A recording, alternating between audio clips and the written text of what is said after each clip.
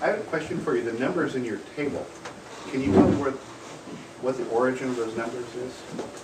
The base runoff coefficients you're talking about, right? Both the coefficients themselves and then the distances that you have listed for each category. Where do those numbers come from? Sure, you probably could answer that best. So the runoff coefficients can be found in pretty much any hydrologic text, a lot of state engineering manuals on managing stormwater. But the second part, the distances that are then associated with each category, where do those come from? So that's just the flow path, and once you figure out your flow... No, not the flow path. For each category, you have a buffer distance associated with it. Oh. Not the length of the path itself, but how big the buffer is. Yes, that wasn't included in the presentation. That's an important link.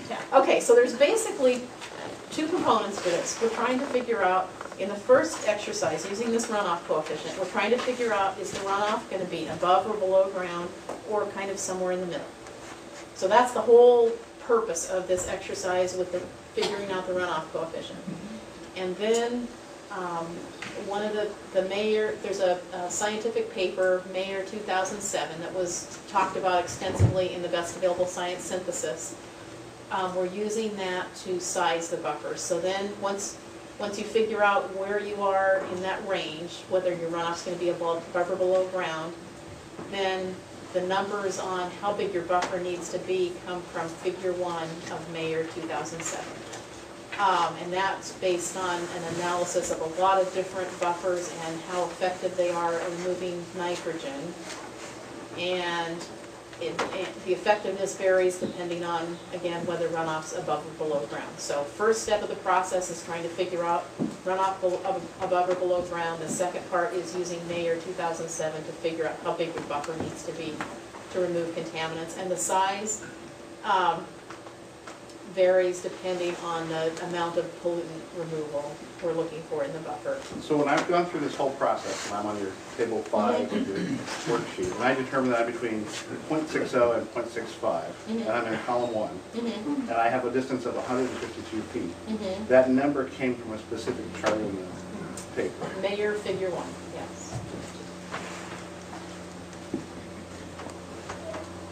So we are sizing all the buffers for nitrogen reduction. Is that correct? Retention. Yeah, reduction of nitrogen in the water that actually hits the wetland. Correct. So that is the one thing that paper did, and so that's where all of our emphasis is at this juncture. That's correct. We wish we had similar papers for other substances that originate from development, but the science isn't there on other substances. That was Dr. Paul Adamus speaking. So you're using that basically as a proxy for all the other substances that are also moving along this flow path. That's correct. Where you mentioned that it was a collection of studies that Mayer put together, where were these studies conducted? They were all over the United States, perhaps beyond, I can't say. Was the nitrogen levels just averaged with these studies to come up with these numbers? No. It was a statistical analysis procedure that epidemiologists use that considers many different factors, and it doesn't just take the average. A statistician could explain it better than I, but I considered an alternative approach, which would be to take the over 100 studies that have been published on buffers, to take those 100 studies and read each one and see which 5 or 10 were most similar to conditions in San Juan County. But number one, that would have been extremely time-consuming and expensive to do that. And number two, a lot of these studies did not adequately explain what their conditions were. So if studies, there's not enough information on them to say whether they're a true match for our conditions in San Juan County or not. So this sort of meta-analysis approach, which is state-of-the-art in terms of science and statistics, I felt was the best we could do. Well, has there been a variation or a study of the variation in nitrogen levels in San Juan County? No. So we're not working with any numbers here, basically. There have been nitrogen measurements certainly in San Juan County, but not in relation to buffer widths or the flow paths and that sort of thing. Wouldn't that be helpful? Certainly. It would take probably 3 to 5 years to do a credible study under different storm conditions and so on. It would be very expensive and time consuming, but it could be done. And over the long term, I would like to see somebody do that. How are these correlated with residential development, and why nitrogen? Well, the second question, why nitrogen, is simply because it's the only published meta-analysis study that there is out there, the best available science.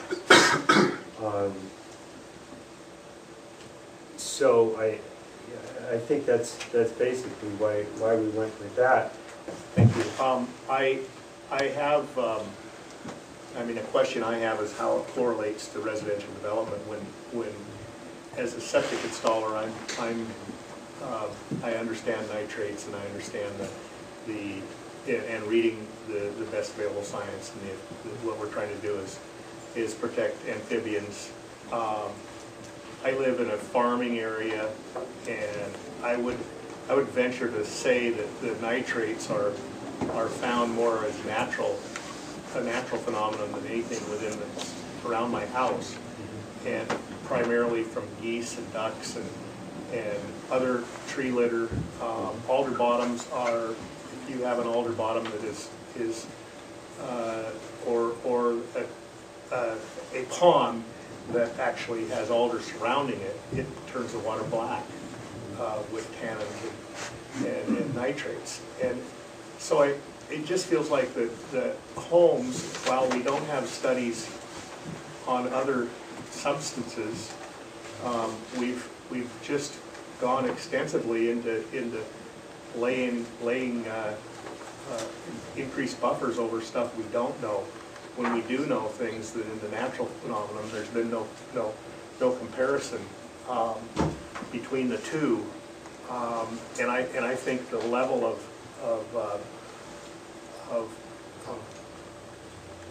freedoms that we're asking our community members to give up warrants a little bit more investigation. It's just kind of a deal where it depends on who's buying and who's selling.